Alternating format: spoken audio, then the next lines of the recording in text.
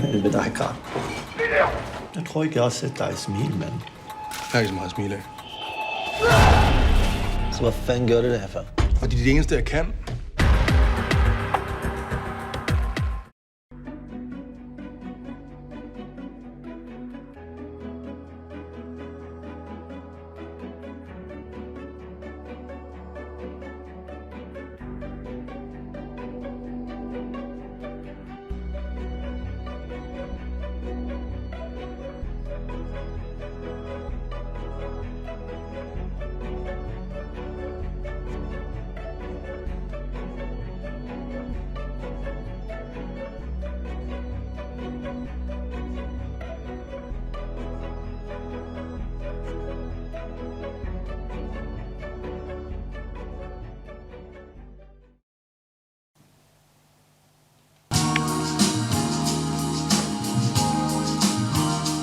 While I'm writing, I'm putting on music always.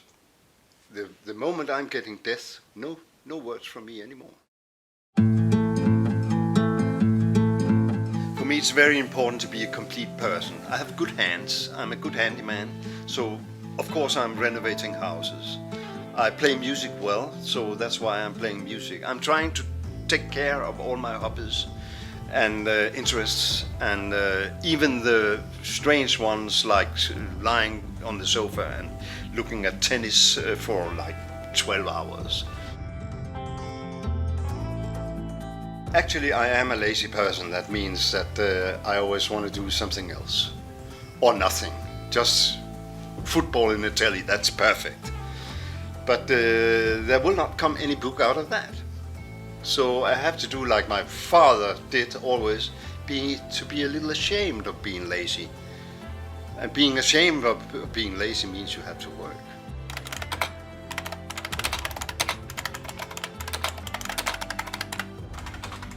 My favorite tool on my writing desk is, of course, an old computer from 1992 with old software, work perfect, fantastic still. And then I am using an old keyboard. I know the keys. Don't use a mouse. Blue screen. White Courier letters means that I can sit and look upon the screen forever and ever. The research is difficult. Of course, it normally starts with the reading. It normally starts with research on the computer and so forth. Then I interview people who knows a lot about it, specialists here and there, and then I go into the field. So research is very, very important for me. If you find one mistake in my book, I'll cry forever and ever. My father, he was a very skilled person. He was the best educated man at all in Denmark with a lot of university degrees. And I asked him once, what's the secret? The secret is, don't be distracted. Sit down, do what you have to do, no coffee on the table, and then you just stick to what you are sitting for.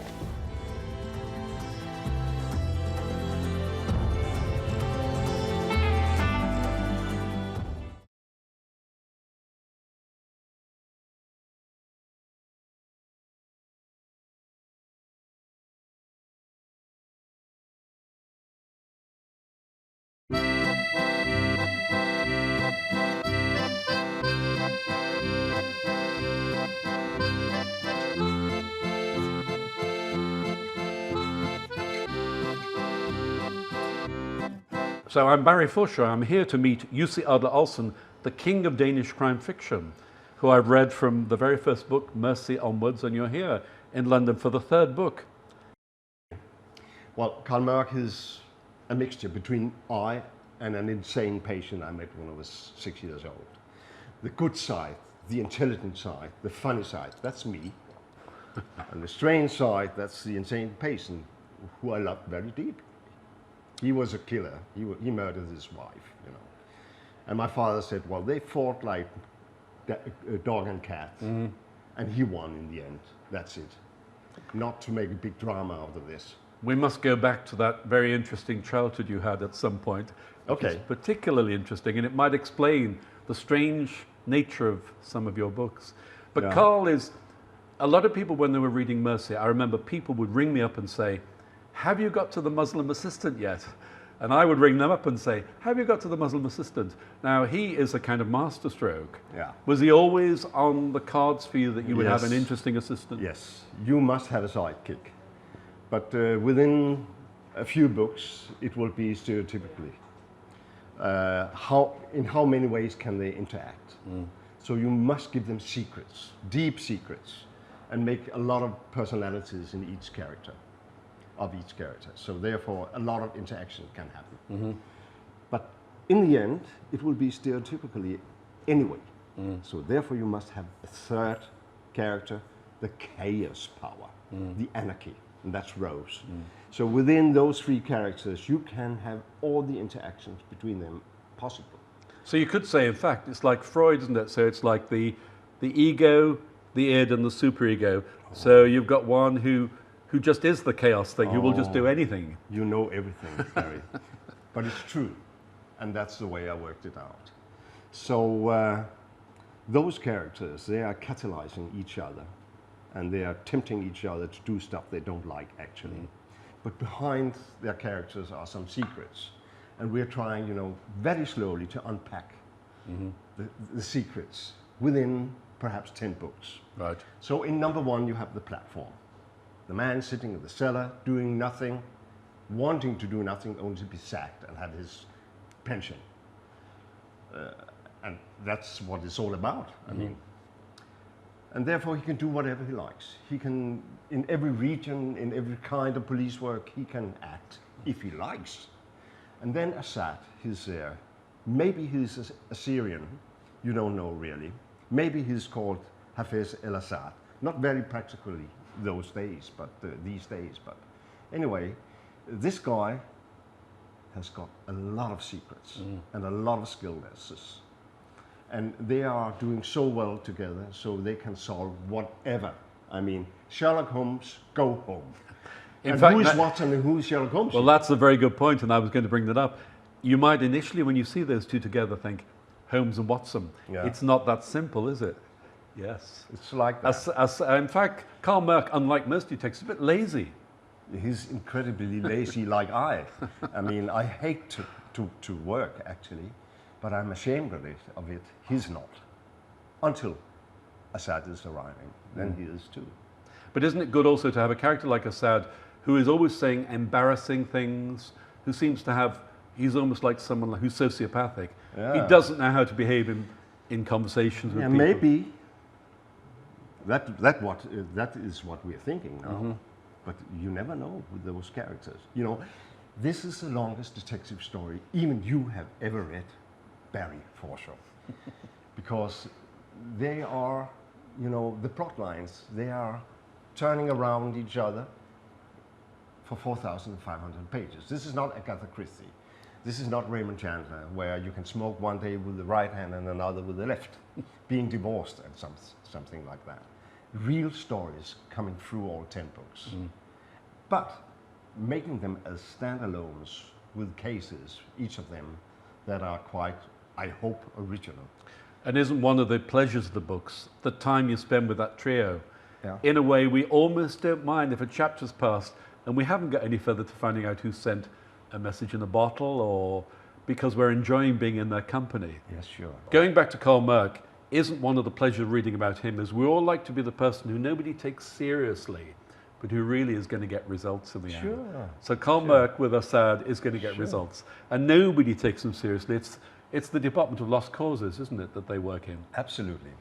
Now let's at this point go back to your childhood, because you have a fairly unusual childhood, and your view of sanity and insanity is conditioned by where you were brought up, is it not? Yeah, I guess so. Sanity and insanity. Well, being sane is very boring. So all my friends are sort of insane, and I am as well. The most interesting people are, aren't they? Yeah, insanity means that you can let yourself loose in creativity and minds. And from them, the really insane patients, I learned a lot.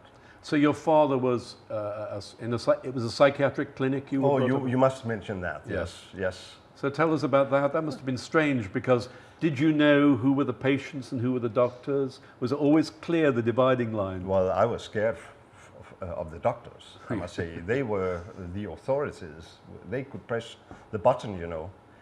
They had the needles.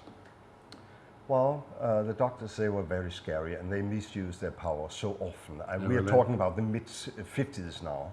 I'm from 50, so I was 5, 6 years old when I saw the first mental doctors acting. And you saw it so many times in France's and other places, what they could actually do to sort of sane people, but a little odd people, not insane, but making them insane. So when you were a boy in this strange environment, were you already thinking about being a storyteller? No, I was thinking about being a psychiatrist. Oh, were you? Until I was 21, yeah, I studied medicine. Was But did your father want you to follow in his... No. He let me loose when I was 16 years old. And you see, you have so many talents. So please do me the favor, explore one by one throughout your life, your talents. Which you have done. Yes. Because you've been a very successful publisher. Yes. And you've been involved in comics. Yeah.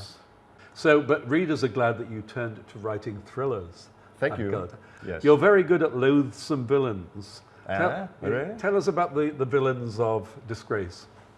Well, the villains of Disgrace, they're just common guys in the beginning, not being taken care of, parents with no empathy. And empathy is the most important thing in the world. I mean, what can you need except for empathy? Absolutely. If you have that, nothing wrong will happen. If every one of us are empathic figures.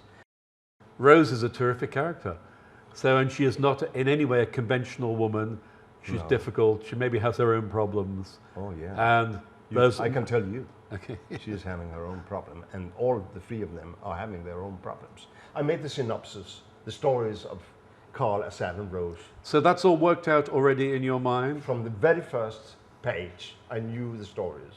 And this is the story I'm going to tell. And you can take all the cases and you can change them later on, but I know sort of which cases are in which book. And one reason for reading your books and his is what is really going on with these characters? What will we learn in the next book? Sure.